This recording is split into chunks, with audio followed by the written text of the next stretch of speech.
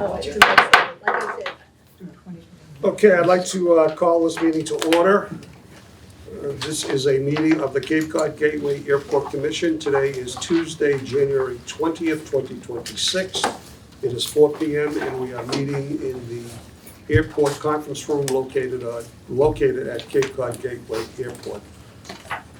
The meeting is being recorded and broadcast on the Town of Barnstable's Government Access Channel in accordance with Massachusetts General Laws, Chapter 30A, Section 20. I must inquire whether anyone else is recording this meeting, and if so, to please make their presence known. Not seeing anyone who is recording it, I will ask our Executive Secretary to do a roll call. Certainly. Chairman Flores? Here. Vice Chairman Gio? Here. Clerk Weil? Here. Commissioner Beerworth? Here. Commissioner Bailey? Here. Commissioner DeGeorge is not present. Commissioner Melo? Here. And Yarmouth Representative Christine Greeley? Here. We do have a quorum today. Thank you. Might I ask you please stand for the Pledge of Allegiance. I pledge allegiance to the flag of the United States of America and to the republic for which it stands, one nation, under God, indivisible, with liberty and justice for all. If I ask you to just remain standing for a second, just have a moment of silence. One of our fellow commissioners, Joe DeGeorge, he lost his mother-in-law. That's why he's not here. So just a quick remembrance. Thank you. Okay, with that being said, we can move into the minutes of the previous meetings. I guess we're looking at October 21st. I know they were sent out, I think, over the weekend or last Friday. Has everybody had a chance to look at them?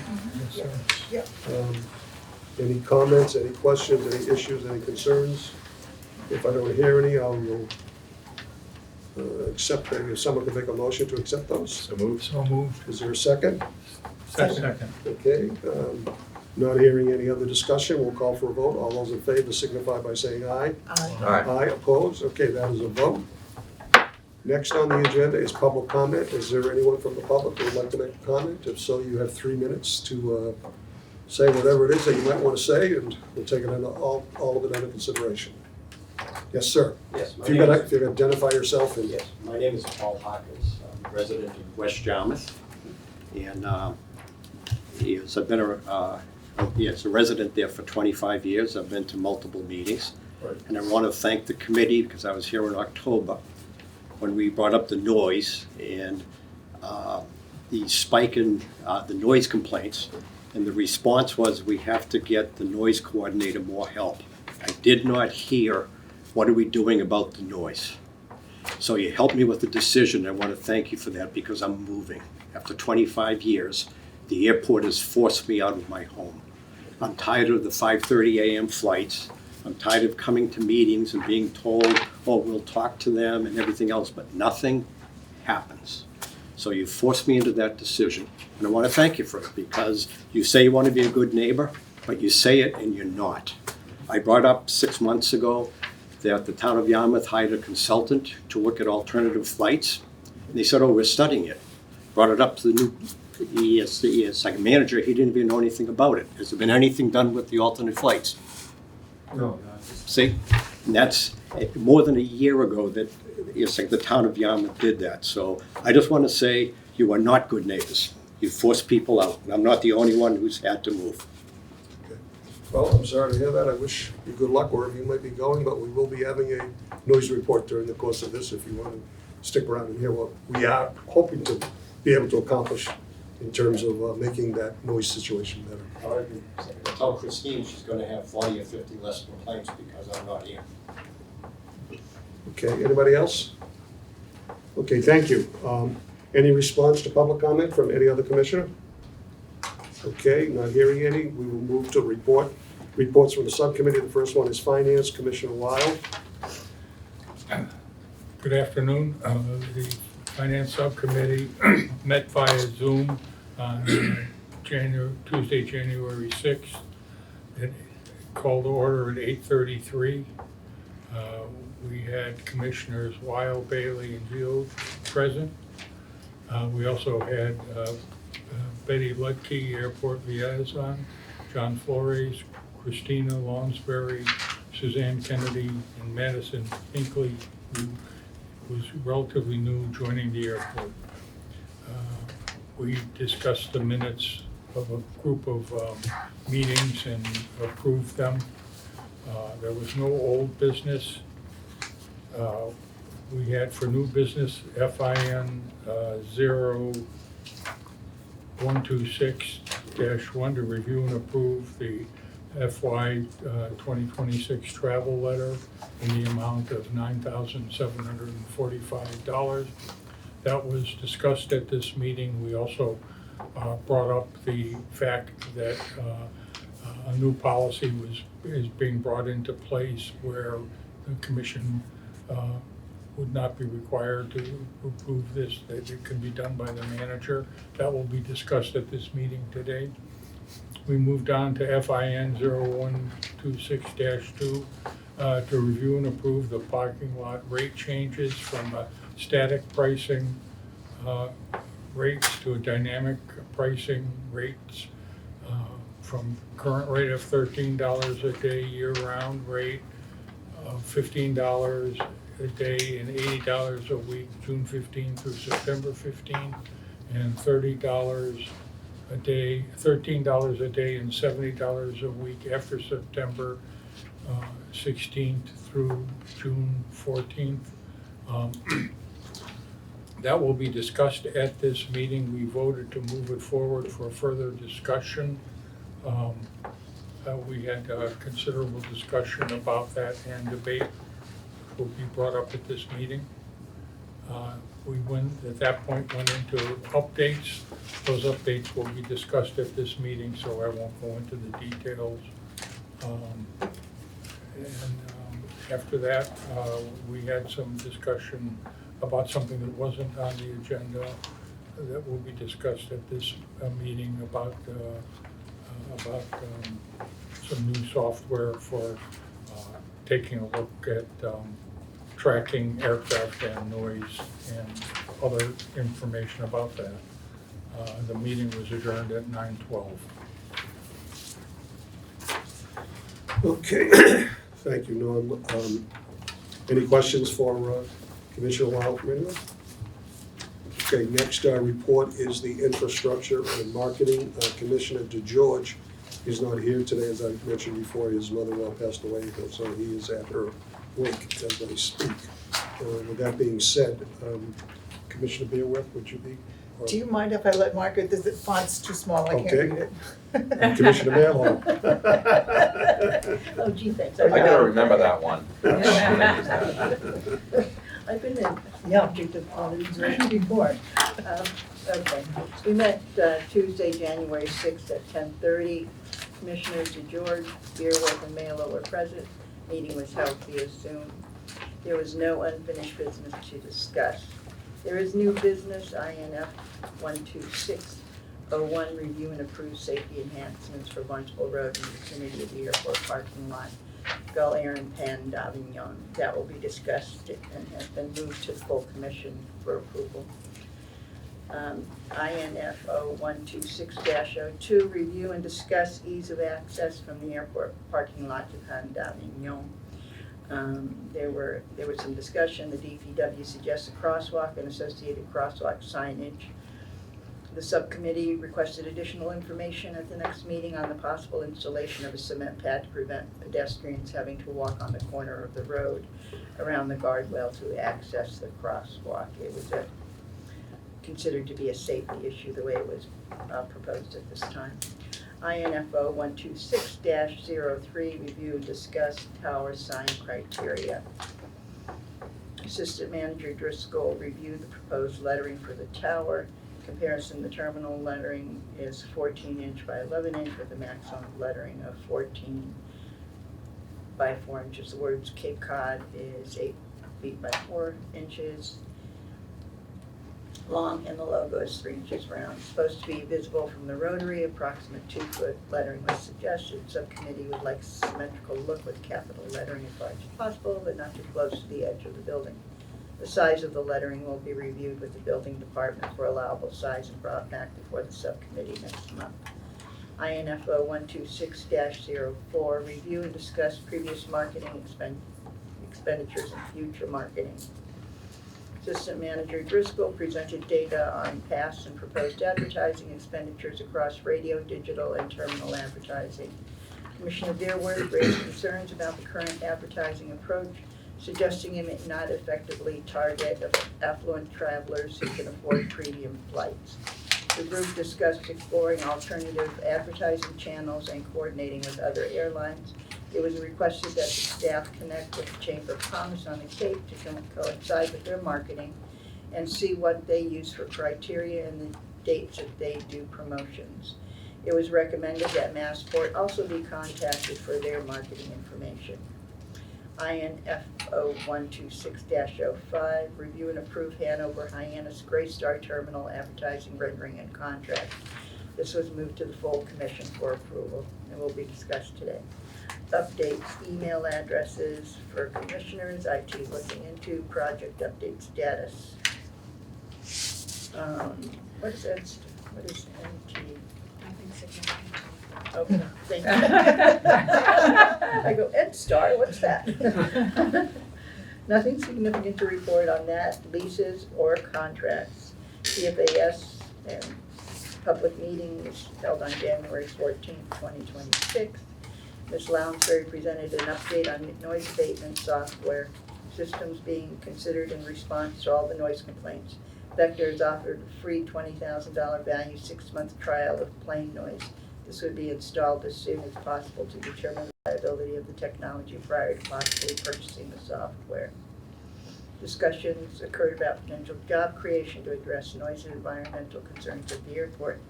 Mr. Flores commented that the Chamber was holding a tourism conference on February 25th that the airport staff should attend. The meeting was adjourned at 11:28, having no further business to discuss. Thank you, Commissioner Mello. The only comment I would make is on those who were present, I was also present at that meeting for the purpose of the minutes. Okay, moving next to old business, item number 8 on the agenda. There isn't any, so we will move right into new business. The first item on the agenda is COM 0126, which is to review and approve the FY26 travel letter in the amount of $9,745. If someone would please make that motion. So moved.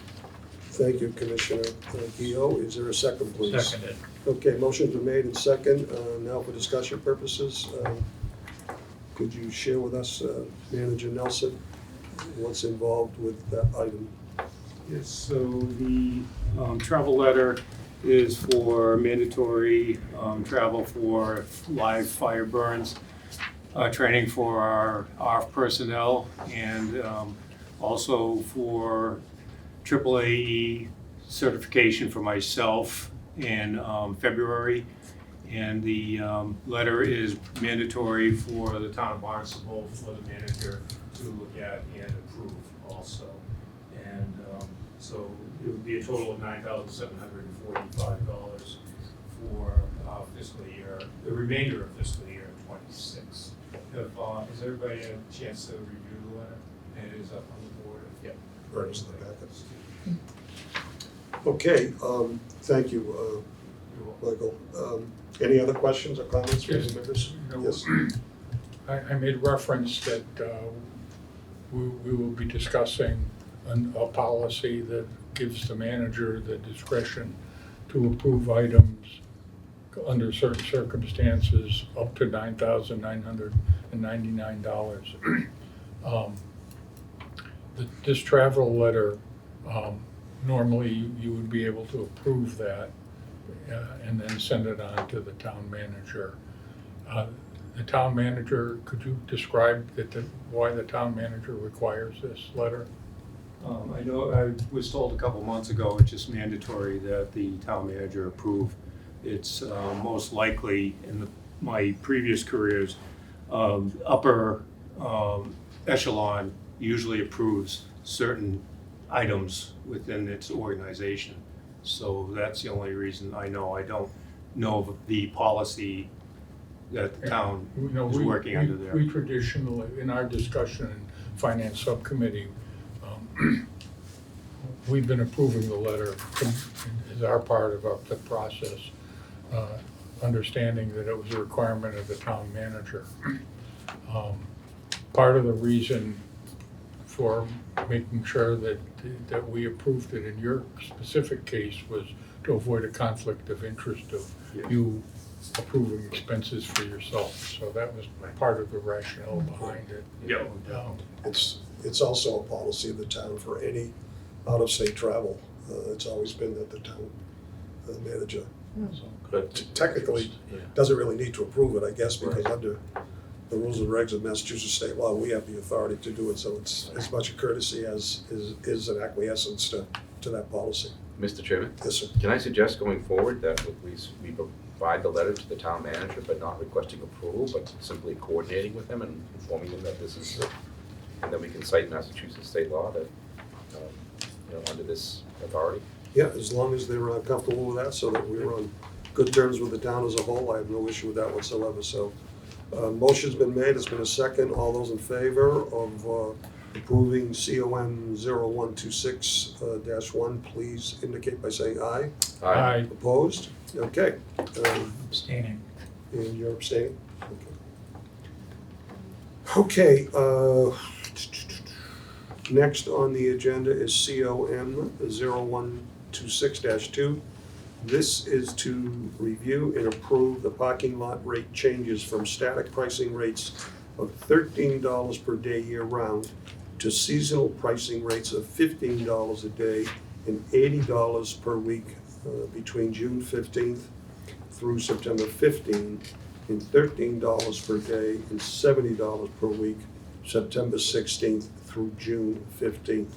Might I ask Commissioner Bailey to make that motion, please? COM 0126-2, motion to approve parking lot rate changes from static pricing rates of $13 per day year-round, seasonal pricing rates of $15 a day and $80 per week, June 15 through September 15, and $13 a day and $70 a week after September 16 through June 14. Sponsors of the Finance Subcommittee may be acted upon.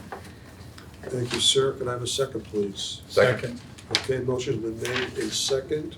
Manager Nelson, could you comment on this, please?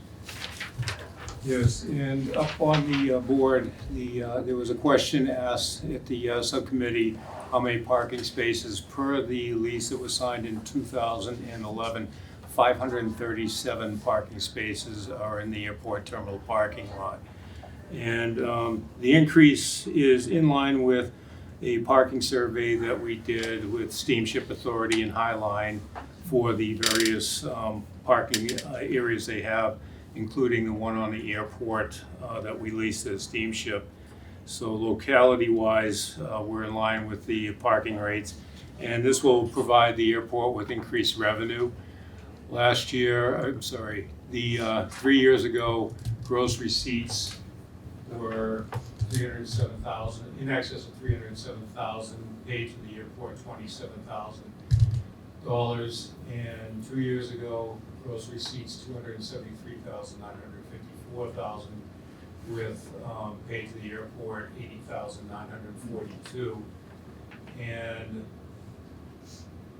the calendar year 24, it was gross receipts of $346,000 and change, and total paid to the airport in excess of the $88,000 there.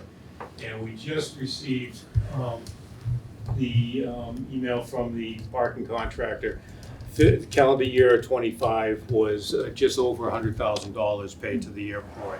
So we've been incrementally going up in revenue, and this will add a couple of percent to our revenue, but just keep us in line the way inflation's been going and everything. We'll be just keeping a nice foundation on the parking lot rates, and I think it's fair to the customers that are flying here. The seasonal adjustment, winter, we don't have the demand to go up, and you see the parking lot you drove in today. It's just not high demand at this time. Okay, any questions for the manager from anyone on the commission? Not hearing any, motion's been made with the second, we'll take a vote on this, all those in favor of approving COM 0126, signify by saying aye. Aye. Opposed? Okay, that is a vote. Okay, item number 3 on the agenda, COM 0126-3. This is to review and approve safety enhancements for Barnstable Road in the vicinity of the airport parking lot, in particular Gull Air and Pond Avignon. Commissioner Weil, would you make a motion for that? Yes, COM 0126-3, this is a motion to approve safety enhancements for Barnstable Road in the vicinity of the airport parking lot, Gull Air and Pandavion, in the amount not to exceed $2,750. The sponsor is the Infrastructure and Marketing Subcommittee, and it may be acted upon at this meeting. In a second, please. Second. Okay, a motion was made with a second. Manager Nelson. Thank you. And this proposal is to replace or install a stop ahead sign right here on Barnstable Road, right side going eastbound prior to the stop sign and crosswalk. And replace this stop sign and this stop sign with LED flashing stop lights or stop signs. And also raise this one on the corner where Gull Air is to 7 feet in height.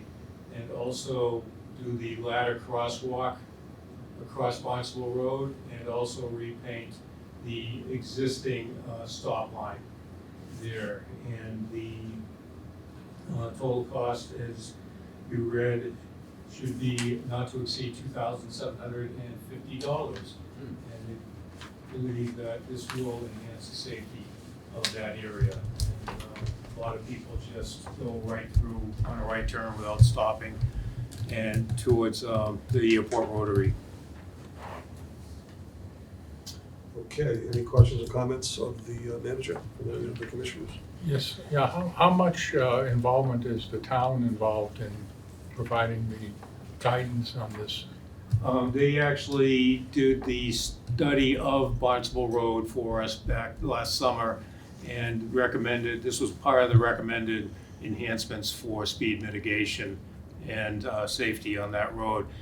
Due to us owning that road, we own actually Barnstable Road up to this point here where Hinckley Road is in front of Pond Avignon.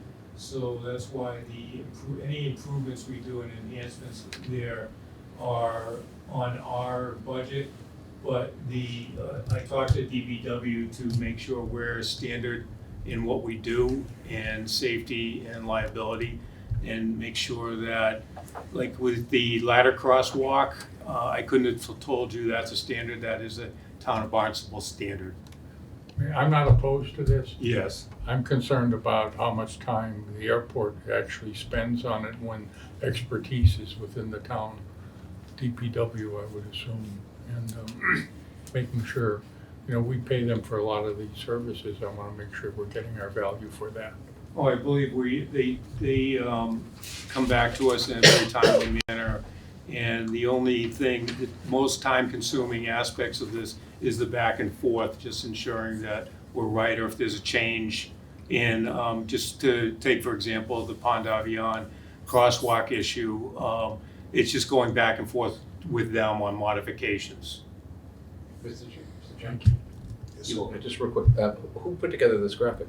That was DPW. Okay, there you go. I Yes. think that's kind of what you were getting to, is like, you're thinking that's a lot of time, yeah. Yeah, they're providing that in the correspondence, and literally, if I talk to them and request something, they are back within 2-3 business days, depending on the issue and time of the week. That was my question too, is DPW going to be doing the work? We'll be doing the work, because it's on airport The property. town airport, because this Yes. is a private road. Yes, but they also suggest the vendors that we're gonna save the most money with, so yes, we're getting, So the flashing signs that will be going up will be similar to the ones on Independence Drive, the finish line. yes.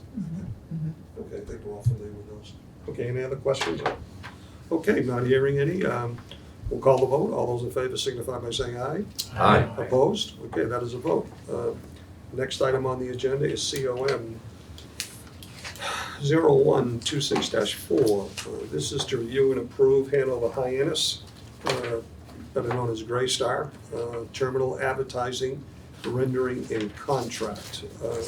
Commissioner Bearwood, if that is legible, could you please take that motion? Okay, all right, yes, COM 0126-4, review and approve Hanover Hyannis Gray Star Terminal Advertising Rendering and Contract. Motion to approve Hanover Hyannis Gray Star Terminal Advertising Rendering and Contract in the amount of $4,233.72 to the airport over 2 years, sponsored by the Infrastructure and Marketing Subcommittee and may be acted upon. For a second, please. Second. Okay, motions were made with a second.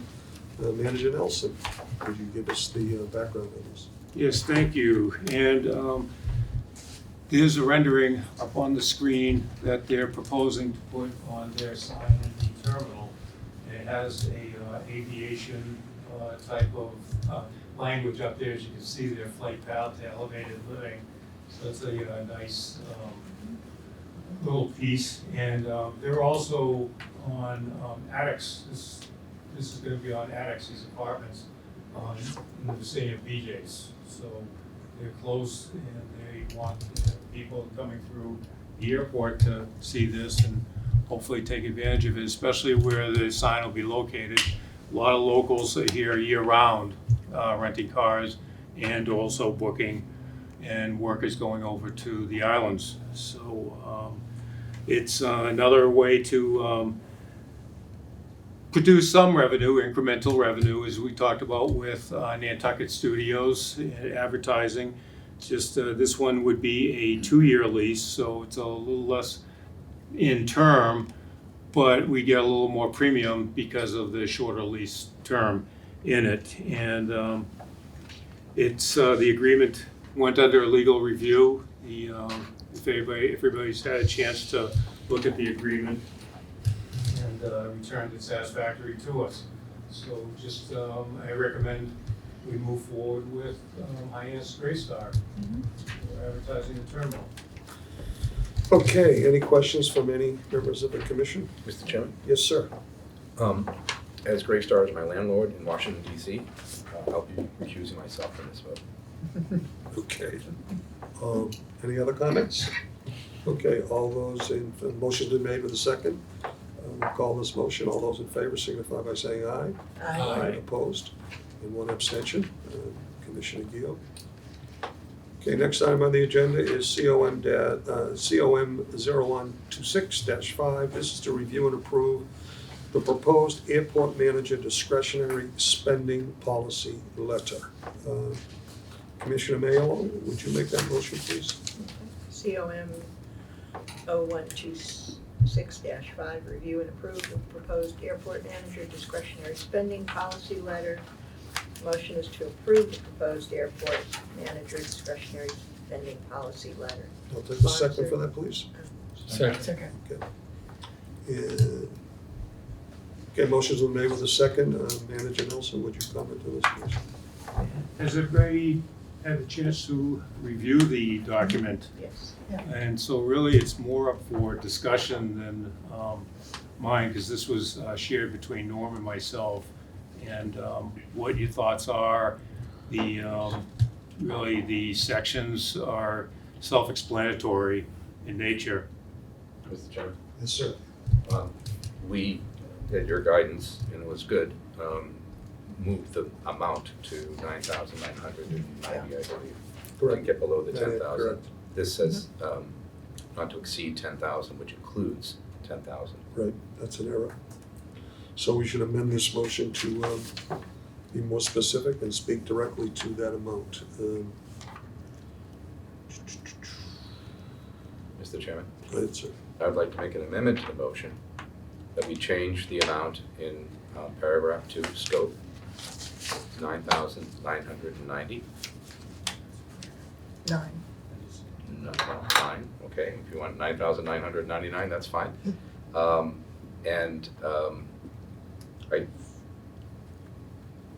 Yeah, and I think that's the only change, because everything else says under 10,000, or the prohibition is equal to or exceeding 10,000 requires other approval. So I think that's the only thing we need to do, amend the motion to change the amount in paragraph 2 scope to Okay, so $9,999. There's a motion to amend the language in the prior motion. Could I have a second to that? Second.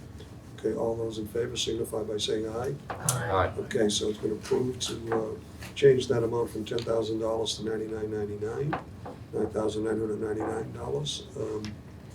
So now we will, I'm not hearing any other discussion or comment. We will call this motion to approve the proposed airport manager discretionary spending policy letter as amended. Is there a second to that? Second. Okay, all those in favor, any other discussion? All those in favor signify by saying aye. Aye. Opposed? Okay, that is a vote. Mr. Chairman, Yes, sir. I didn't want this to tie up the vote on the motion, but going forward and including this at some point, just as a matter of administration, we need to come up with a numbering system for our policies. Because I imagine that we're going to start documenting our Right, policies going forward. So I have had a few meetings with Manager Nelson in terms of actually formulating a specific policy Great. handbook, and I know that Sean sat in on those meetings, and I suggested that. It was unbeknownst to me that we didn't even have a policy handbook, which I found quite surprising. And when that was discovered, I immediately said, well, this is something we need to do. And I'm sure there are traditional airport policy handbooks. We're not asking to reinvent the wheel. You can use other policies from other airports because they're all similar. Obviously, using Barnstable as the name of the airport, and anything else that's specific to us. So that's a charge that I've given to Sean and to Mike, and they are proceeding forward with it. And I know we've had discussions also at the Finance Committee about it, as well as the Subcommittee on Marketing Infrastructure. So that'll be something that we'll be looking forward in the not too distant future to have a report back on that. So point well taken, sir. thank you. Okay, moving forward, item number 10 on the agenda, reports of special committees. The first is a noise report, and I want to go on the record responding to issues of concern that we as a commission do take noise-related issues quite seriously. We're trying to do the best that we can under FAA rules and regulations, coupled with what we are required to do, and actually hopefully be able to go above and beyond that with some of the new suggestions that are going to be made today as we move forward. So that being said, I would ask Christina Lounsbury, who is a point person for anything related to noise and safety-related issues on the airport, to understand what's going on in this particular area. Absolutely. So this is our last quarter and also year end.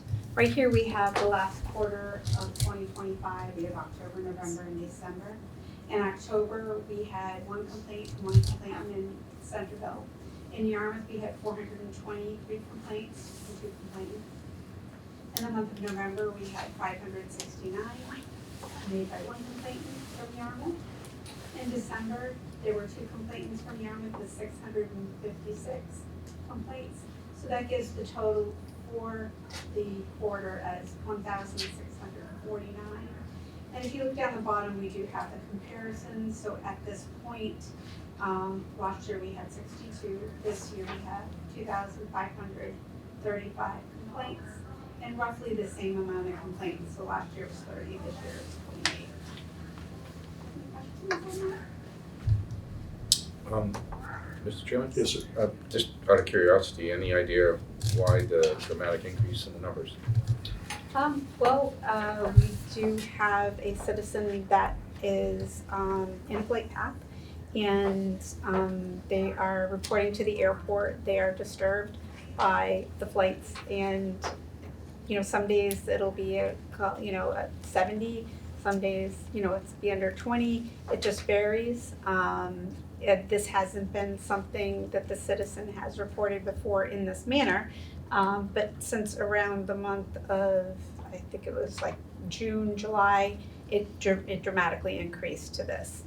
The exact reason why, I don't know. Have you taken a look at, I don't know what our capability is, not to jump ahead of things, but maybe new technology will allow us to do this, but have we taken a look at flight tracks from 2024 versus 2025 to see if there was anything different, or is it just more? So, you know, we look at operations, we look at flight tracks based, one of the hard things with this amount is that it's physically impossible for me to run all these tracks. Right.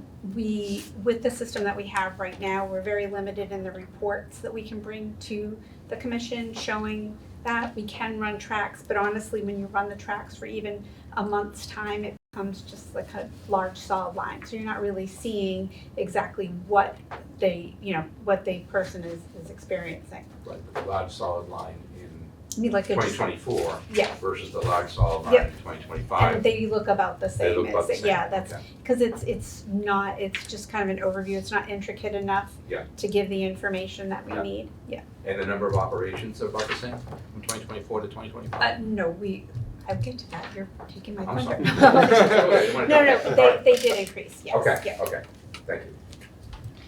Any Okay. other questions from Oh, sorry. any members as we move forward? Go ahead, Kristen. The next slide we have is the year on calls by area. This basically breaks down what we had for the entire year. So 2457 in the town of Yarmouth. We did have earlier in this year, coming with the unknown, was we were looking at some complaints that didn't have enough information for us to actually classify them where they needed to be. So, as I look at the report that you've given us, the majority of the complaints are coming from less than 5 people, I assume, based on this report. Yeah. So, do we know from the reports that they're giving and the complaints that they're giving, we know specifically what it is their cause of concern is? Is it noise, is it height, is it distance? So, Citizen does provide all that information. They list each flight in an email. Right now, the way that they have to report it to me is they email me personally with a list.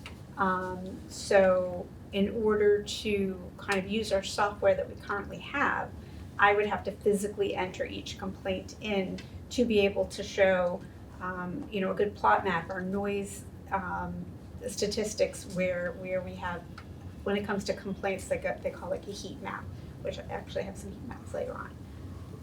Because I'm genuinely concerned. This gentleman's moving after 25 years, and I mean, there's nothing worse than being woken up at 5:30 in the morning. I'm sure. Every morning. It's like an alarm clock, I'm sure. It has to be frustrating. Is there a way or a system? I know we spoke before this meeting relative to possibly bringing in some new software that will allow us to track these better, but at the same time, working with the folks that are causing this particular issue, whether it's, I've read in some of the reports, it's Cape Air training flights, it might be other flights coming in from wherever. How do we resolve this from your perspective? Wow, that's a big one, thank you. Well, looking at the early morning flights, so I'll go with what Mr. Harkins is speaking about. We're a public use airport. Anybody's allowed to fly in and out at any time. We are not allowed to restrict or tell anybody they cannot use the airport. So that leaves it up to what can we do as an airport, and obviously working with our So, tenants. excuse me, I want to reiterate, we cannot control what time people take off or land.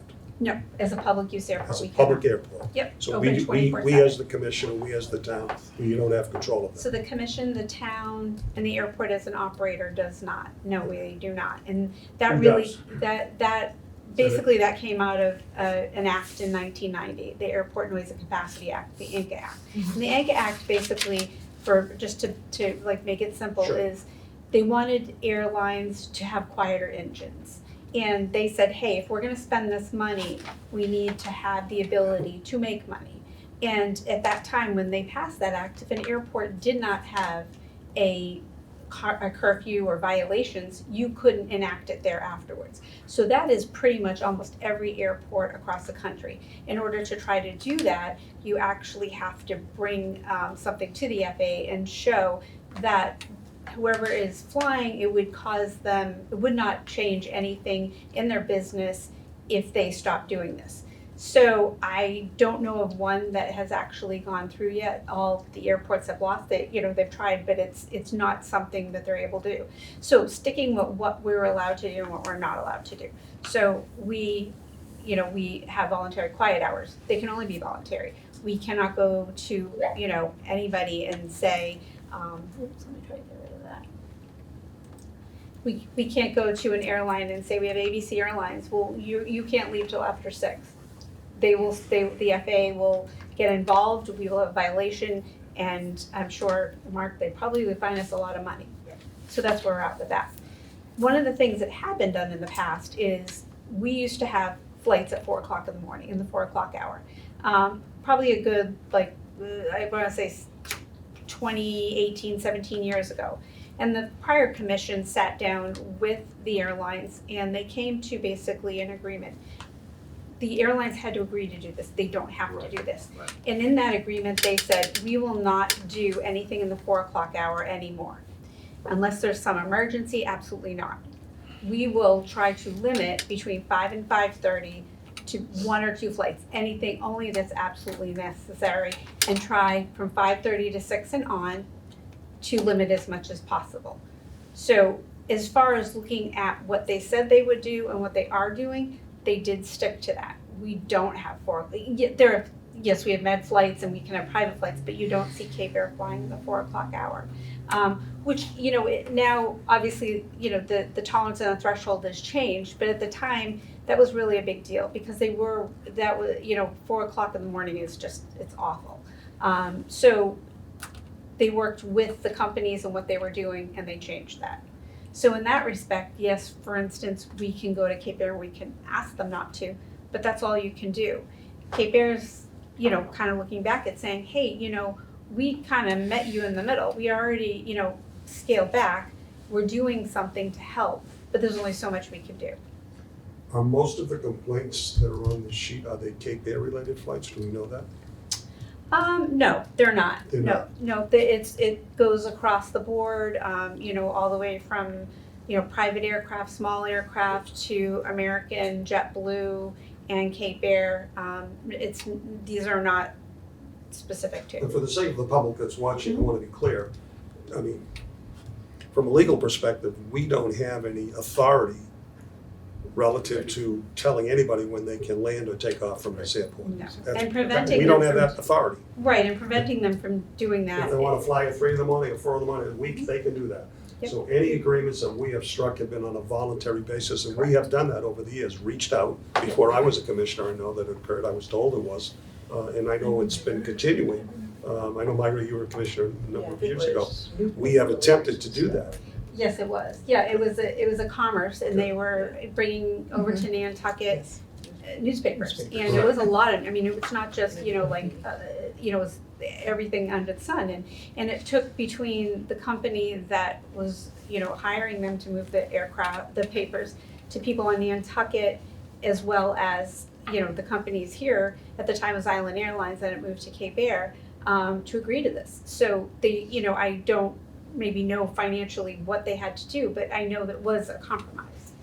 So towards that end, I know that we are looking at new software. I know that we are beginning to talk about a roundtable to bring folks in so that we can collectively work together, because we can only do within our power what we have the authority to do. This is more or less a voluntary relationship between us and an airline relative to telling them what and what not. And the They other can key perform. thing to remember as well is not only when, but we cannot dictate what runway they use. And Right. that's huge. I know it's really hard for the public to understand when it comes to that. Like we have a day where one area is getting all the flights, but it has to do with safety, visibility, how they're flying. It does not have to do with we're trying to bury an area or not give some to an area. It's not as easy, and Mike can tell us that for sure, to just direct them and say, oh, we're gonna send everything over this way. Winds change, traffic changes, and if that was a consideration, I'm sure across the country, airports would be in really big trouble because air traffic control towers wouldn't be able to do just Right. based on safety. Mr. Chairman, Yes, sir. just to follow on to that, as Mike knows, back in our days at Boston Tower, we'd be landing on 33 left and right and departing on 27, and an international air carrier would insist that they have to have 15 right for departure. We've got a final 30 miles long for 33 left, and they wanted to depart opposite direction into that. All we couldn't say no. I would say expect a 2-hour delay. And then they would recalculate and decide whether or not they're going to need 15 right. But we could never say no. Right. And so. And I think that's the point I'm trying to make, is Right. that, you know, for Mr. Harkins and anyone else that's listening, I think within our power and our authority, we're trying to do what we can do. But if in fact, the rules and regs from the FAA and what we can do legally says that we can't, we can't. So towards that end, I know we're looking at a new type of software. I know we're looking at beginning to talk about a roundtable so that we can get people collectively together talking about this. I know it's part of our strategic plan to improve those kinds of services. So I don't want the public to think that we're not putting our best foot forward, trying to resolve what this particular issue is. So towards that, I'll take a question in a moment. Before that, do you want to speak to the software that we're talking about? Just make a brief. Before we go there, I just want to add one more thing, Sure. Lon, if I may. And by the way, when we couldn't say no at Boston Tower, we were FAA. Yeah. We still couldn't say no, right? Okay, so I took a look at just a quick tally on the November noise report, and there's 424 complaints. Almost 50% of them, 206, are timed. That operations that occurred during the voluntary curfew hours, which of course is voluntary. But as we get into this software, hopefully, this new technology might give us the ability to kind of distill that down and maybe make some outreach efforts to people operating within those hours to see what we can do about it. So if you wouldn't mind, Chairman Flores, if I could just go through these Yeah, go slides through the and then, report and we'll I think speak that would about help, it. and That's just fine. right to Okay. you what you were speaking Yep. to, talking about the hours of operations when we hear, or when we receive the noise complaints. And, again, we break these down to, and this is just me from what I saw, midnight to 5 o'clock. To me, like, kind of a core sleeping hour. We don't want to be disturbed, and so that's a hope. Between 5 and 6, still an early morning hour, but that's kind of where we work with our agreement. And pretty much from 6 o'clock in the morning all the way till 10 o'clock at night, we are looking at it doesn't fall in our voluntary quiet hours. This is when you see, most people are up, moving around. And then anything from 10 o'clock to just about midnight, again, the other end from 10 to midnight, and then midnight to 6 are voluntary quiet hours. So that's why I kind of break it up that way, so I know it can be a little bit confusing. Mr. Chairman, for me. What month is this? This is year end. That's your Well, 2025. that can't be, because just in November, we have 206 that happened in the curfew. Are these operations or complaints? These are complaints. Yeah, we had 206 just in November during the curfew. No, they're not all, so when you look at that, there's a range of time. 2200 to 0600. Isn't that on the shaded area, 2200 to 0600? When you look at so if you look at this part, is that what you're referring to? Yep. Yep, so we have a range of time, so for instance, like on December 4th, between 5:39 and 9:31 at night, there were 51. But not all 51 were in that range. I see yeah. what you're saying. So the only way I could do this, I got it, we could yeah. view it, is to put it in a range. So the time, so I put the beginning time, the end time, and the total. And then what I did is, when I go through this, I break it down and how many were in the different categories. But this is, the 206 I'm referring to in November were all marked as operating during the voluntary curfew hours. so do you mean with the T with the time? Yeah. So this is for the whole range. So this whole range, so I get, something going from like 6 o'clock or say 5 o'clock in the morning till 10 o'clock at night. So when I put the letters on to the right about what is the concern, it's a concern for that whole group, and they're not all in that time frame. Somebody's putting in, these Oh, I complaints see. are There's being 46 lumped. complaints. Some of them Yes, were excessive traffic, but it wasn't during the curfew. not all of Some them, yes. were, okay, I get it now. Okay, Yes, thank sorry you for about explaining that. that. No, I don't that's mean it to be good, confusing. that's It's good, just thank kinda- you. It's Yep. because it's such a change to what I was doing Yep. previously. So, That's great, thank you. we do have, the majority is about 180 during the quiet hours for the year. and 2,355 during kind of the waking hours or the Got it, normal hours. thank you. Calls by month, as you see, July is really where we had the uptick. And this is calls versus operations. So this shows us calls that are in yellow and our operations are in the green. So it shows you each month calls versus operations. So those numbers on the bottom, 1 through 12, are the months, right? Yeah. So like, it seems like it's starting in September, the operations went down, the calls went up. Yes. This is operations month to month, year to, for the whole year. And looking at that, so we were up around about 9.5% from last year in operations.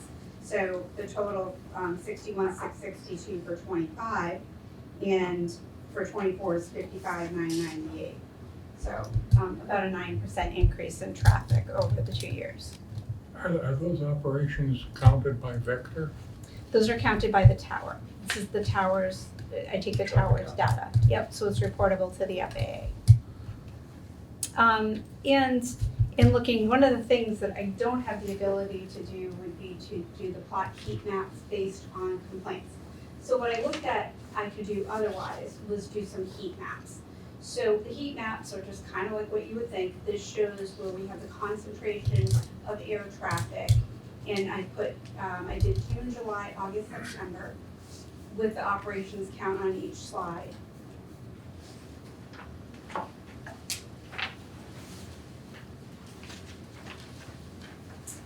And then the last thing I did is I took the month with the highest operations, which was July, and I separated out both the departures for July and the arrivals. So that's what I have for slides in regards to the year-end noise report. Mr. Chairman?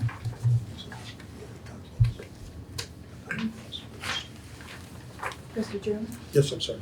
Can I ask one question? I'm sort of fascinated by the month of June, where we already would have had commercial flights coming in, correct? About the middle of June. The middle of June, Yeah. we're already into the summer season Yeah. with general aviation traffic as well. But there's only one complaint for all of June? Why do you think that would be? Because the noise would have already increased. So I don't think that indicates whether the citizens were bothered or not. As we've heard in the past, sometimes there are people that do want to report, sometimes there's people that don't. Sometimes people are bothered, they decide, hey, I don't want to call. There's a lot of reasons. I don't think that's directly correlated to the number of operations. But as you see, going into the next month, probably about like a third or like a quarter into July, they started increasing.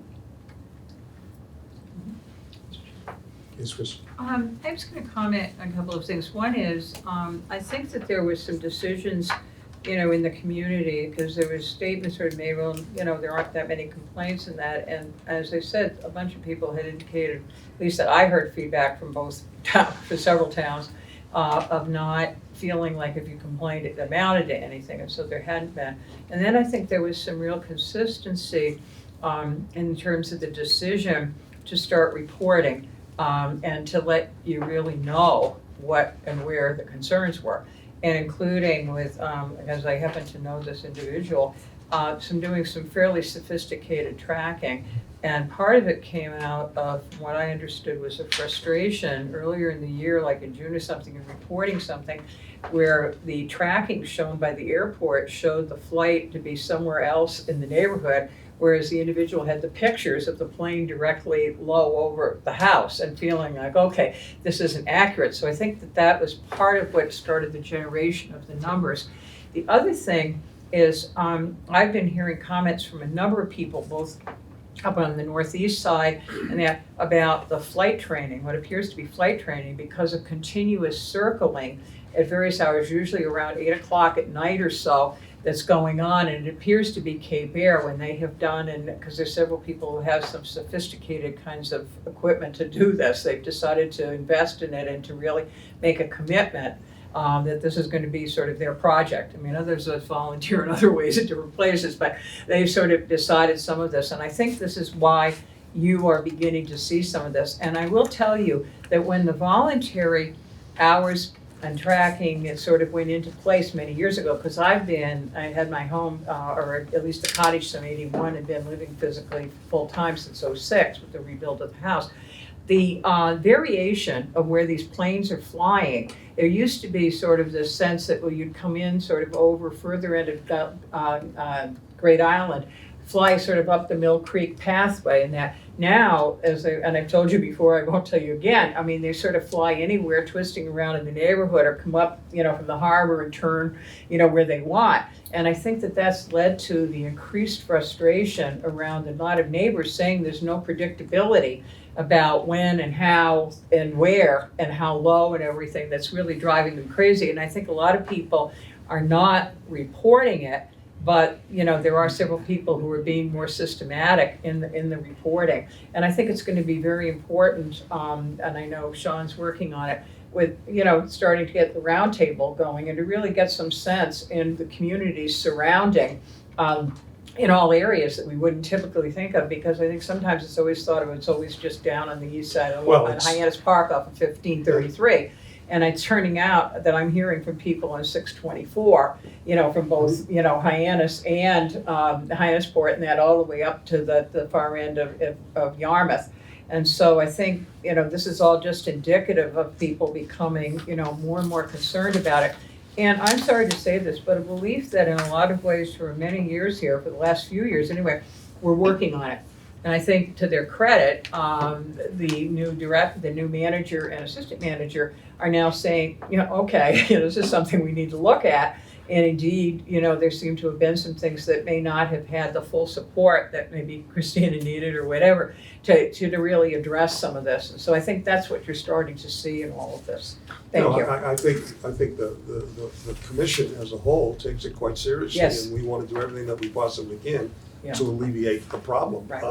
The only point I was trying to make earlier is that some things we can control, some things we can't. That's right. Oh, I know. Those things that we can control, we can do a better job of reporting, Right. trying to figure it out, get people to cooperate with us.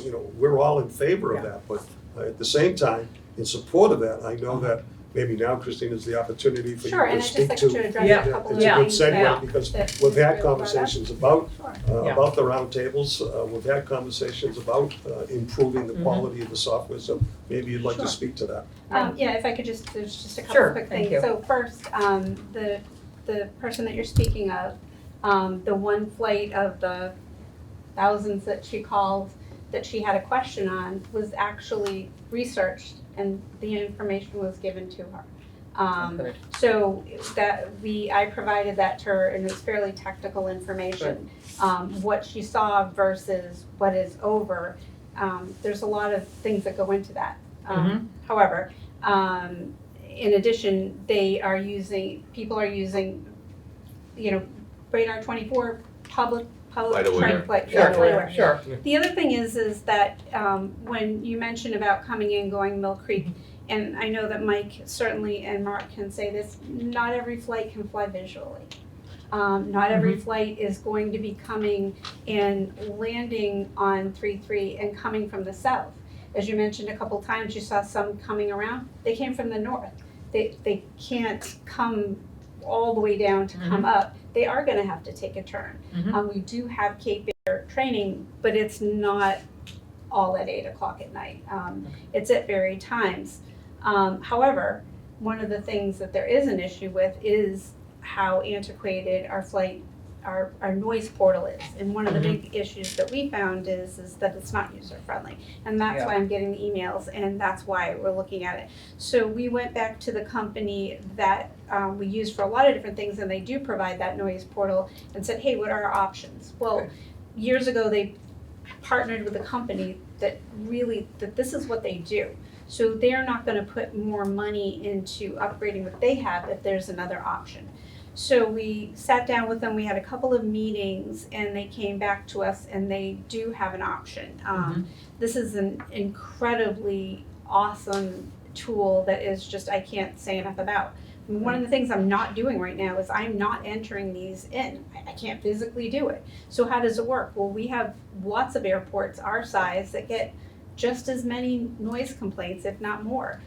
This system gives a phone line. You call it in and it's transcribed into the system. When it's transcribed into the system, there's a record of it, but it matches to a track. Great. And you get back information that isn't just, hey, we got your noise complaint. It's, here's all the information on it. And we can then reach out further based on what people are looking at. It also, when you email, it's gonna do the same thing, but it also has a complaint portal where you can enter information that is just so much better. And yes, what we have right now is antiquated, it came, with it, but this is what we're looking at. So this company, basically has offered us, the airport, a 6-month free trial of this software. In addition, they would do the installation for free. So it would save the airport about $21,000 just from that specific part. What I think this does is, some of the things that are great about it is, like for instance, if you put something in the noise portal right now, I don't know what's in there. I don't even get a notification. They can't do it. The reports that I provided, those heat maps, they're screenshots. I can't even download a report. But again, they're not putting money into this because they have other options. So this option, I think, if we look at it, would be great. We did go out to another company to see who else could provide us something. And the company that came in, because this one is working with Vector, it would be kind of like starting all new. And it would be less services for substantially more money, like tens of thousands more. So that doesn't make sense. With Vector, with Plain Noise, they work together, so we're getting a discount as well. The other thing is that I hope if we could get something like this up and running, it just takes them a couple of weeks. It's something that the citizens here, they're asking for this information, could get comfortable with, and see if they really like it before we have heavier traffic in the season. And I will say, just personally watching the whole thing, I was just kind of like jaw opening, like, wow, I could do that, and again, it's not about necessarily making the job easier or like taking work away. There's a whole huge part that I can't even do. So that would go in, and I think the response and the information that's sent back to the constituents of people that are using this would be leaps and bounds above. Does that change the flight path or the altitude? No, but when you have accurate information, even with the flight tracking apps that people use, the altitudes are not correct. And you want to be able to just go in and look at what we're looking at, but have it be usable. Yes, towards that end, we've had a couple of meetings on this. At the upcoming meeting in February, we will be getting a demonstration of what this technology can do. And I've asked Mike to be sure that it gets put on the Finance Committee subcommittee meeting to discuss the cost, because overall this is close to $100,000 expenditure when you combine all of the elements collectively together. So it's not something that we're going to step away from. It's something we're going to step into, because we want to obviously get more accurate information so we can articulate, if you will, to the public and to whomever else, what our concerns are, and try to answer the problems that people are bringing to us. And concurrently with that, besides the software, we're also talking about the roundtables, and you want to speak to the roundtable, Sean? I think Sean. If you could speak to that. Yeah, so one thing I want to talk about, and I just want to say thank you, Christina, because since I've been here, she's really bringing me up to speed of the noise complaints here, and we do take this seriously. And we are going to be, starting on the 26th, is going to be our first initial roundtable to set up the framework moving forward. And I've been working with Christina I'm sorry, Christine, sorry. I Sorry, see it Chris, close. sorry, Chris. Chris. Chris. And I recruited Wendy to be a part of this initial roundtable, and I believe also your consultant is also going to be at the initial meeting. Yeah, but it's debatable at this point whether Okay. it'll be by Zoom Okay. or in physical presence. Okay. But we don't know. And the purpose of this meetings going forward is to speak the same language, okay? Because I'm going up in this without an opinion. And what I mean by that is this is going to be fact-based. So we're going to take all the data, look at the regulations, all right, and to get us speaking the same language. And what I mean by that is the airport and the community, we have to be on the same page. If we have any interpretation differently, we will not be successful. So it's going to be my job leading this cause to make sure everybody's well informed and get everybody on the same page and understand what we can and cannot do. All right, and that's I don't want to speak more further than that because we haven't had the first meeting. So I want to make sure we get this right, and I don't want to get it wrong because this has been going on for a while, and if you keep on doing the same things, you're insane. So let's look at this with fresh eyes. We have new technology, and let's take systematic approach to get these things addressed. It's not new technology yet, Mr. Chairman. Yes, sir. I'm just listening to all of this, and I have a couple of questions for Christina, if I may. What's the name of this software? Plain noise. Plain Noise. Yep. Okay. Are you happy with it? I would be ecstatic with it. I think it is incredible. Okay. The other company too is as incredible, just much more expensive. Much more expensive. Yeah. And they're offering a 6-month trial, no cost to us at all, setup fee, anything. Well, Mr. Chairman, given the importance of the noise issue in this airport and comments and feedback that we've received, I'd like to make a motion that we direct Manager Nelson to take advantage of this free trial 6-month offer of Plain Noise, and that the commission follow up and make a informed decision about a purchase agreement before the end of the 6-month trial.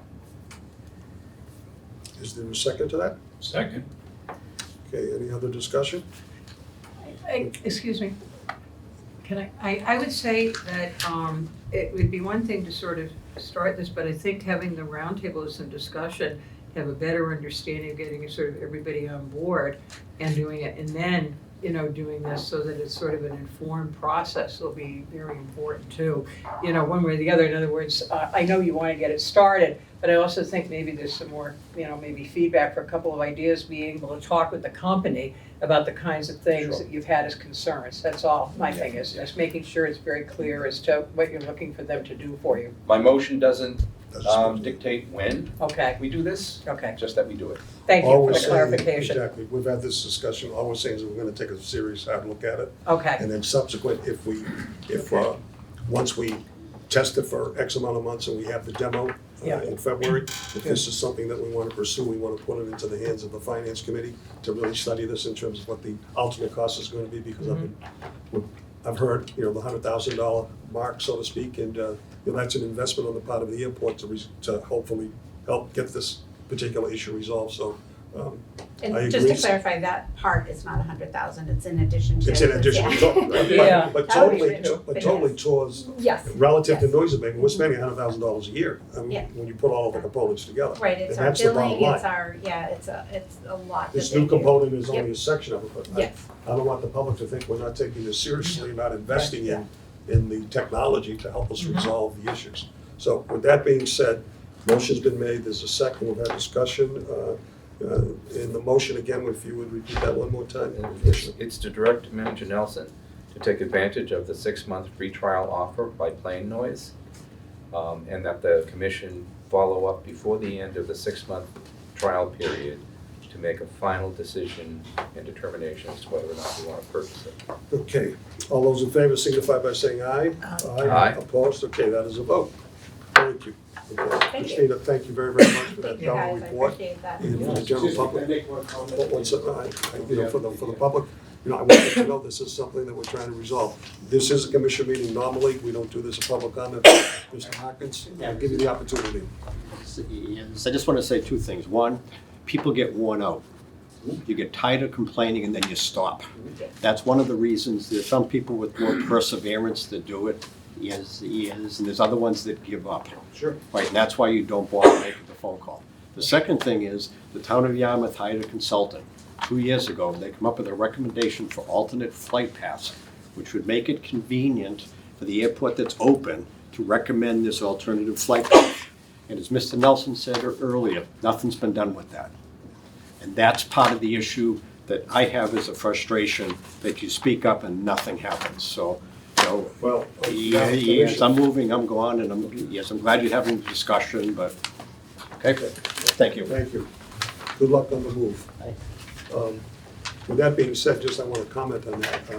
Alternative flight paths have never been brought to this commission during my tenure, which is X amount of years before your arrival or Sean's arrival. So if those kinds of things exist, those are things that we need to be made aware of at the subcommittee level so they can be discussed on a regular basis. So that, we don't have frustrated residents. I mean, we're always going to have people that are frustrated, I guess, because plain noise is plain noise. I mean, there's no way around it. And if we can't control takeoff times and landing times, and we don't have the authority to minimize that, then everything's done on a voluntary basis. But we're going to do everything in our power to at least alleviate some of that problem. And if there are suggestions that we can make to airlines relative to routes, then we can do it. Doesn't mean that they have to be followed, because we don't have that authority. So, with that being said, If I could just make yeah, please. one, I've been on the commission for 7 years. So how we react to things, you know, when we see 50 complaints, we get, when we see 1,000 complaints, our desire, or not desire isn't the right word, but we react more when we see the volume that has come in. So, you know, what I used to tell my clients is, if you don't tell me what's wrong, I can't fix it. So as frustrated as people can get, if we don't get from the community what's going on, we can't react to it. That's number one. Number two is, with all of the software and everything that goes on, may not change one iota what happens with the fact that the airplanes can come in here whenever they want as a public use airport. And we can do what we can to encourage, we can have all the feelings in the world. Some things we can't do anything about, as much as sympathetic as we want to be to them. And the third point I want to make, because I always criticize after we have these meetings, what happens within a 5-mile radius of this airport is controlled by the control tower. And not a lot happens below 2,500 feet and 5 miles that isn't controlled by what happens within the airport. That's controlled by the tower. If something is going on within that 5-mile radius, it isn't being done by somebody who's just flying around willy-nilly. They're doing it with authorization. And I think that can be confirmed by 2 people who's got 30-plus years of experience doing that. And we don't make that clear to them. But I think what's important to note is that, and it's a very important point, I think it was number 2 in your remarks, is that with all of the technology, with all of the discussion, with all of the roundtables, there are certain levels of authority that we don't have, that we can't do what we can't do. Recognizing that nobody likes to hear airport noise at 5 o'clock in the morning or going over their house. I get that. I'd be angry myself. I mean, I get it on occasion where I live on the north side, and I go, oh, what's going on? It wakes you up. Dealing with that every day, you know, would get me crazy too. I mean, it would drive anybody that way. So, but again, if we can't control it, you mentioned that, you know, when you were in business, you know, people brought you complaints. If you can fix the complaint, you can fix it. But they can bring us complaints, and we don't have the authority to do it. What can we do except try to, on a voluntary basis, work something out? And Mr. So Chairman, we're tied. Yes. I echo your comments and Clerk Whale's comments as well. And I would just point out, to keep things in perspective, this airport serves Cape Cod. Okay, not just the town of Barnstable, it serves the region of Cape Cod. There's over 200,000 people who live on Cape Cod. there's 2,542 complaints made by 6 people out of the 209,000 people who live here. Good point. Okay, not to belabor this anymore, the next item on the agenda, Chris, are there any other comments? I know you've made some already, but you are Yeah, a bullet yes. on the agenda, so Sure. I don't want to steal your time. Oh, that's fine. And like you think I would allow you to? No, that's Sorry. right. I know you very well. That's right. Have for years. That's right. I think that, I'm very pleased that we're going forward with this, and I do think that some of the points about, having a common language, having better understanding, obviously some of the things, and I'll finish with this part on the noise, but some of the things that concern me is the amount of construction that's now going on, in so many areas around the airport, including, up at Attucks Lane, things like that, so that the whole issue of safety and everything else, can become a concern when you have a busy airport. And hoping, since I think the 2 fatalities were in, Lewis Bay or on the far side of Great Island, so people get nervous about it all when they see the increased flights. So just so you know, that's part of what I think people are concerned about at the same time.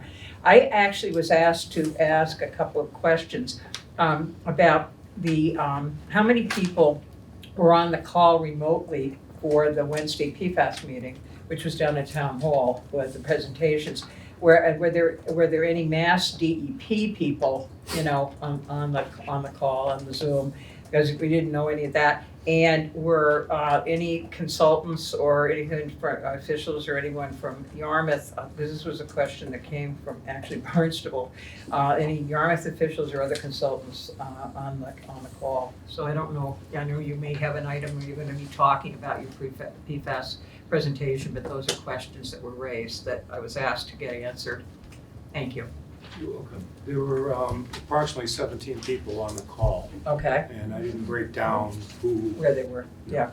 and they didn't, most if not all, did not put any identifying information. There were quite a few that were anonymous. Yeah. Yeah, okay, thank you. You're So, and were there any DEP people, or? Not to my, like I said, nobody Nobody, put okay, any No. identifying information. okay. Thank you. You're welcome. Thank you, Chris. Yep.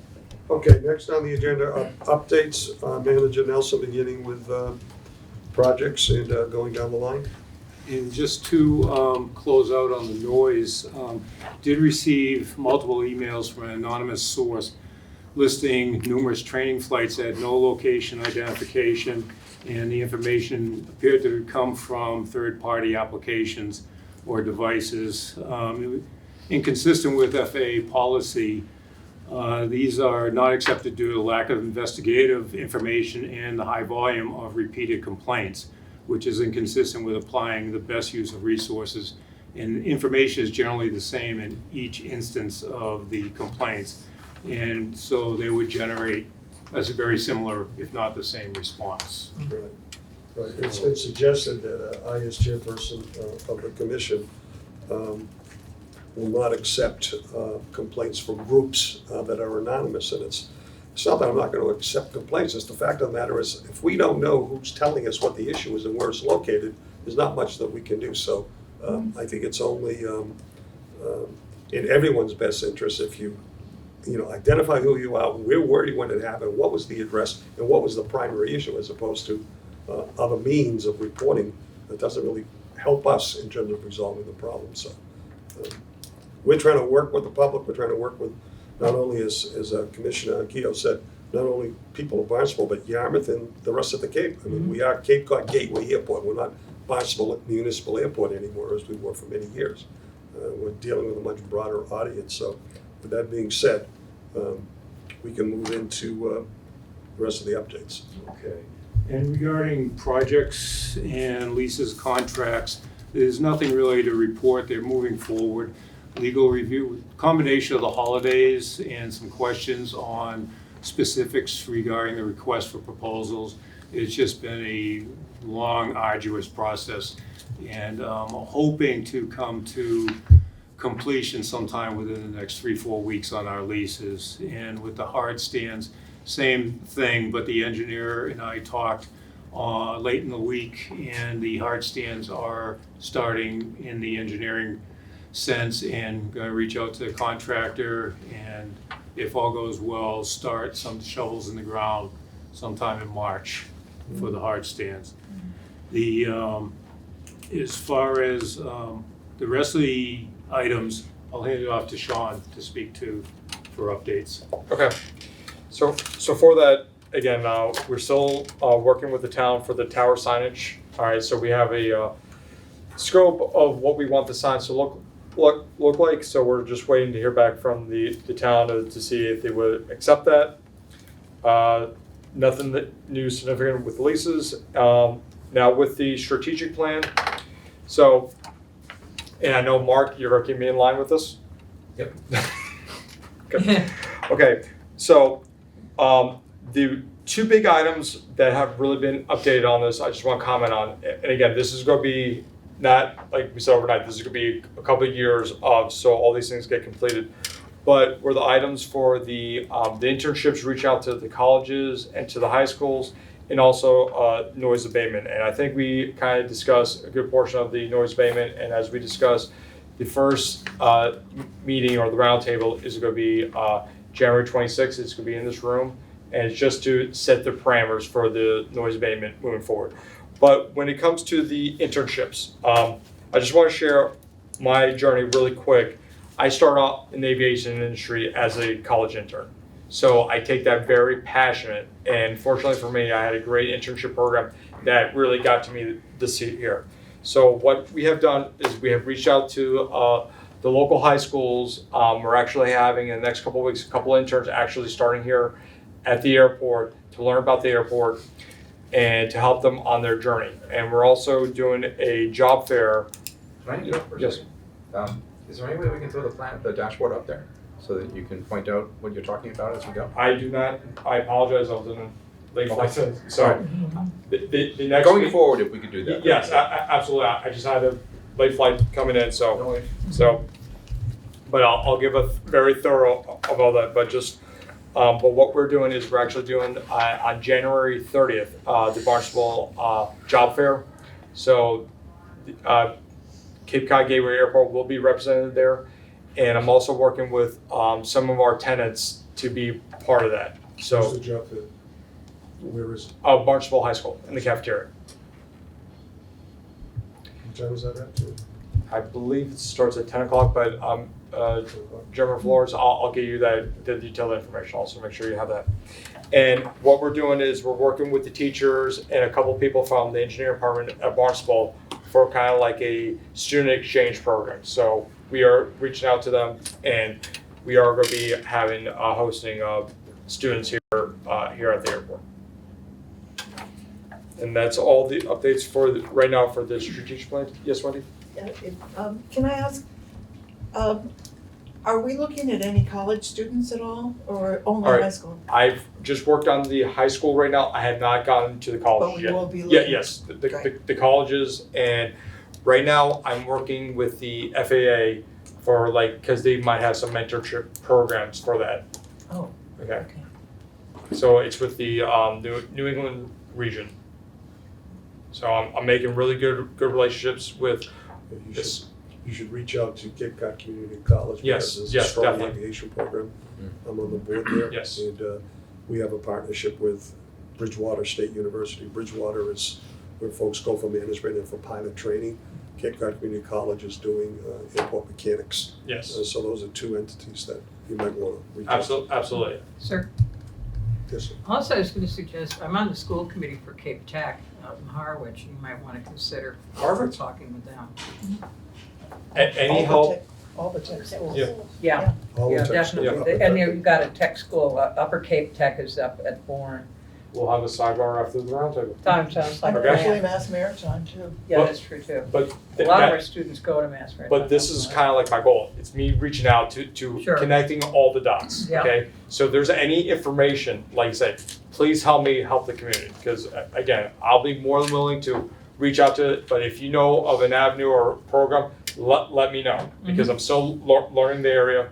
I know I go down 28th and make a right on Main, but there's a couple of main streets. Do we have a specific core curriculum in terms of when we get an intern, what it is that they do? Yeah, we have an outline of the curriculum, but we are doing things a little differently. We are doing interviews with the person first, and we are tailoring the program for them. So if it's a mechanic, then we'll reach out, tailor for mechanic. If they want to know about operations, we'll have them operations. If they want to work with a tower, we want to work with the tower. So we have a generic one, but I'm actually having an intern come tomorrow at 3 p.m. to discuss what they want to do. But we are tailoring this for them so they get the most bang for the buck. Yes, sir. I used to be an FAA education counselor, and I don't know if they still do this, but they used to have curriculums already developed for high schools and even elementary schools that if you contact if it still exists, the New England Aviation Education Office, they have those materials so that when you reach out to set up these things, you can also, even though we may not be involved in executing it, we can offer them the curriculum and say, hey, here's something you may want to look at. Yeah, and the reason I raised the issue relative to Cape Cod Community College and even Bridgewater State University, we want to be sure that if we're going to offer an internship, that the students coming here feel good about it. Yeah. So that when they go back to their respective schools, they say, yeah, that was a great opportunity, I learned X, Y, and Z, as opposed to, wow, they really weren't organized and it was a total waste of time, which those of us that have been involved in, you know, whether it's called student teaching or whether it's called internship, whatever the case might be, could very well be the case. I want to be sure that we're really structured and organized. Me being a former college intern, like at our aviation department, I take that very seriously because I want to make sure, because I had, when I first started as an intern, they're having me doing bake sales, selling donuts for the American Heart Association, which was kind of a conflict of interest. And I'm dead serious. Okay, but I don't want them just push paper. I want them something that they can use to put on a resume, that they could talk intelligently about. That like, hey, and then we have seasonal worker, and then if we have such a good program, who knows that this might be a great feeder system for the airport that they might want to work here if they have such a good experience. So that's why it could also be a recruiting tool for us. Mr. Chairman? Yes. You mentioned the Four Cs program. You introduced us to a wonderful colleague who had offered us a tour. Yes, and Are that we is- going to Yes, there've been a couple of hiccups with a couple of issues that we're dealing with at the college right now. And once those are resolved, which should be mid-February, we'll get a bus and we'll go on up and we'll Super. get a grand tour of the whole program. Great. It's a fun program, it's an exciting program, and as I've said to many people, it's a program where tuition at community colleges now is there's no charge to the students, and they also get money for books. So technically, a student, graduating from high school can go to Cape Cod Community College, go into the aeronautics program, and after a 2-year, get their degree. And if they pass the FAA exams and get their certifications, they basically start at $100,000 plus, with usually a signing bonus of 10 to 20. And I've been to the job fairs at Cape Cod Community College where they're waiting, and these kids can, they're 20 years old, these kids can, 21, these kids can work anywhere in the world. I mean, whether it's JetBlue, whether it's whomever, United, there's an incredible shortage of mechanics. So it's anybody listening out there. Just like it was for us. Yeah, exactly. Okay, Shawnee, anything else you want to add to the updates? The only thing is, we discussed the noise, and we don't have anything significant for the PFAS. And PFAS meeting went well on Wednesday. It was relatively well attended. And Brian Massa did a great job providing information on the status of PFAS around the airport and delineating what PFAS plumes exist in not only around the airport, but around Barnstable and a little bit of Barnstable County. Relative to PFAS, I know I've asked you this question before. I'm like, the new truck that we have coming in that we'll be using as an emergency vehicle, that will have chemicals to help alleviate any kind of a potential catastrophic fire that will not contain PFAS material, correct? Yes, HRP Associates tested the foam we will be using in that truck, and it is PFAS free. Is that, It's that's on its way, or? Yes, it's en route. It's in Pennsylvania now. Hopefully it'll be here by the That's end of the exciting. week. I want the public to hear that we Yeah. will have a truck that does not have PFAS foam, a foam that has PFAS contaminants in it, and we'll be moving in that direction. A couple with that question is, do the area fire departments, whether, I know Hyannis is our partner here because we are in the village of Hyannis. Do they have a truck that does not have a PFAS chemical in there? I believe Hyannis Fire is PFAS free, or I can't say PFAS free. That's my but point. at least reduced PFAS. Okay, I'd be curious if you could find that out, because obviously PFAS is a critical issue that we're dealing with at the airport, as well as in other parts of the town. The county's dealing with it, I mean, America's dealing with it, because nobody wished this on anybody. We didn't realize that when we were buying foam 20, 30, 40 years ago that it had it. I don't know even if 3M knew it was that bad. Maybe they did, maybe they didn't, I don't know. Lots of lawsuits that are ongoing, but I want to be clear that we as the airport, just as we're trying to do noise abatement, we're also trying to be sure that from an ecological perspective, that we're an environmental perspective, that we are looking at any kind of a chemical that we put on the ground is safe. Yes. Hence, we're spending an exorbitant amount of money on that new truck. I'll be the 1 second, Yeah, no because I see you. So that's a critical issue that we make sure is well known. Chris, you want to make a comment? Yeah, I want to know, I know that when I asked the other night, you said that the materials that you had, I know there was no handout or anything, but that those materials were going to get posted soon so people can look at the maps and the kinds of things, because the presentation was very detailed and had a lot of good information in it. Has that gotten onto your website yet, or how can people access any of that to follow up on the presentation? I'd have to check. I requested with the media company to be on Thursday morning to put it up on the Okay. website and gave them the materials, Okay. so.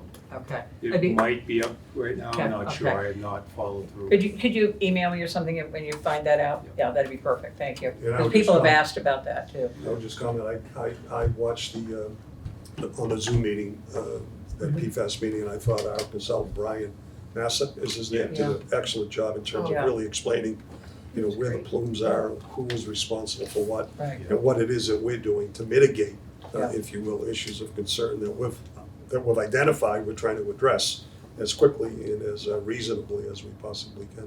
Yeah. So, you did a good job. Thank you. Okay, any other comments from, Mr. Chairman, yes, sir? just an update on email addresses. Yes, Oh, I'm sorry. I crossed it. So right now, we are still working with our IT department, with getting you guys emails. I understand your guys' concerns about like not using your personal emails. We're taking this seriously, and once we get an update from IT, we will advise, but we will follow up with IT to see if we can. Yes, sir. two questions. One is, the town is now going, they're getting away from .ma.us, it's now gonna be .gov. Yeah. I don't know if that changes it. The other question I had, and Mark raised it, interestingly enough, I was thinking the same way. The fly high is a .com. What prohibits us from, it's not a government related, is there a reason that we went .com on that? flyhya.com is your Yeah. email address Yeah. extension. So it's a business address as Yeah. opposed to a And government. that's what we're address. asking for, we're not asking Yeah. for a So town email address. That was recommended by Katie when we changed Yeah. the name of the Yeah. airport, to make it easier to identify the airport with our customers. And even though that is a .com address, it is still a town of Barnstable email address. When we switched from the old barnstable.ma.us, if we get an email that goes to that old address, it automatically gets sucked into our new email. So it is still, they are still town email addresses, Okay, not a business address. okay. And Yeah. has there been any discussion about the remote desktops or VPNs or anything like that? VPNs are not allowed Okay. with use with the town. I did forward your email to the director of the IT department. I have not gotten a response yet, but I'll double check. Okay, yeah, because that was a while ago. Thank you.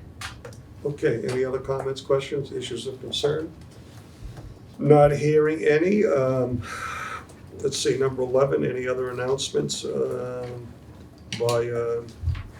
any of the commissioners? None. Any other matters not reasonably anticipated by the chair? Unless I have forgotten one that has been discussed earlier. I don't think there's any others to go into. And we have an executive session, I'm reading on the agenda. So I guess we can move on to the executive session, and the airport, I'm gonna read this, the Airport Commission will enter executive session pursuant to General Laws, Chapter 38, Section 21A, subsection 3, to discuss strategy with respect to potential litigation related to federal grant conditions, since the discussion in open session may have a detrimental effect on the litigating position of the town in the Airport Commission. I'm going to make the motion. As chair of the Airport Commission, I move to enter executive session pursuant to General Law, Chapter 30A, Section 21A, Section 3, to discuss strategy with respect to potential litigation involving federal grant conditions, since a discussion in open session may have a detrimental effect on the litigating position of the town and Airport Commission. The Airport Commission will not, and I'll repeat, will not reconvene in the public session after the executive session. Could I have a second to that motion, please? Second. Mr. Chairman, Okay, that is a motion. It is at now. Mr. Chairman? Point of order, Mr. Chairman. is our Yarmouth representative part of this meeting? No. No, no, No, that's, she's not. and you clarified that you won't be going back into public session afterwards, so I won't sit outside here twiddling thumbs. So this needs, it is, I need to tell the time, it is at 5:35 on January 20th, 2025. We need a roll call vote on this. Chairman Flores? Yes. Vice Chairman Gio? Yes. Clerk Weil? Yes.